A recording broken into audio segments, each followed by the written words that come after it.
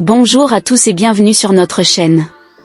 Aujourd'hui, nous allons aborder un sujet délicat et émouvant, le parcours de Nadège Lacroix en tant que mère célibataire et les défis qu'elle rencontre avec son fils, Elio. Connue pour sa participation à Secret Story, Nadège a récemment partagé ses inquiétudes concernant une étape cruciale dans la vie de son enfant. Mais avant de commencer, n'oubliez pas de vous abonner et d'activer la cloche de notification pour ne pas manquer nos prochaines vidéos. Bon visionnage.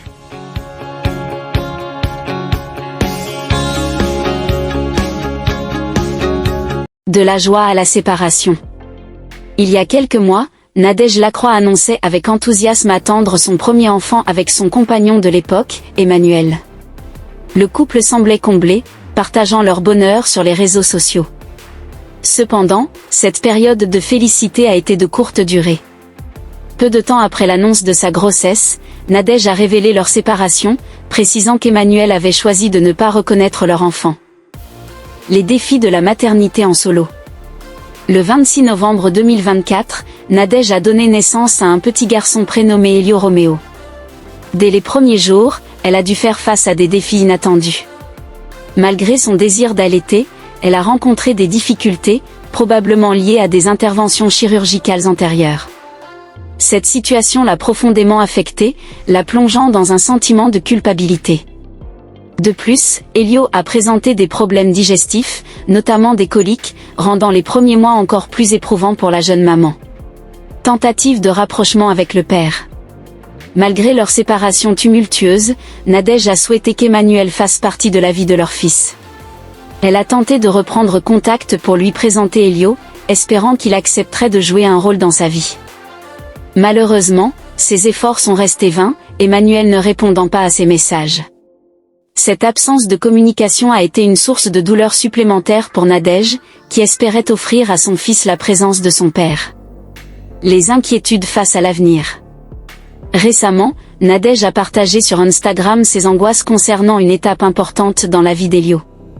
Bien qu'elle n'ait pas précisé la nature exacte de cette étape, il est clair qu'elle appréhende les défis à venir en tant que mère célibataire. Les responsabilités qui l'attendent, combinées à l'absence du père, amplifient ses préoccupations pour l'avenir de son fils. Le soutien de la communauté en ligne. Face à ces épreuves, Nadège a pu compter sur le soutien indéfectible de sa communauté en ligne. Ses abonnés lui ont témoigné une grande empathie, partageant conseils et messages d'encouragement. Cette solidarité virtuelle a été une bouffée d'air frais pour la jeune maman, lui rappelant qu'elle n'est pas seule dans ce parcours semé d'embûches. La résilience d'une mère. Malgré les obstacles, Nadège fait preuve d'une résilience admirable. Elle s'efforce de créer un environnement stable et aimant pour Elio, puisant sa force dans l'amour qu'elle lui porte. Chaque sourire de son fils est pour elle une source de motivation, l'encourageant à surmonter les défis quotidiens. Les perspectives d'avenir. Nadège envisage l'avenir avec détermination. Elle souhaite offrir à Elio une enfance épanouissante, malgré l'absence de son père. Elle envisage également de partager son expérience avec d'autres mères célibataires, afin de créer un réseau de soutien et de partage.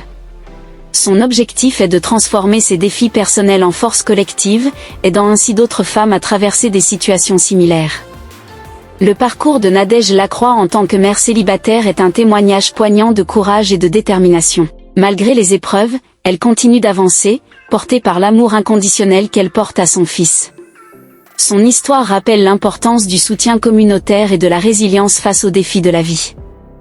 Merci d'avoir suivi cette vidéo.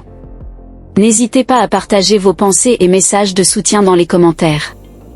Abonnez-vous pour plus de contenus inspirants et informatifs. À bientôt sur notre chaîne.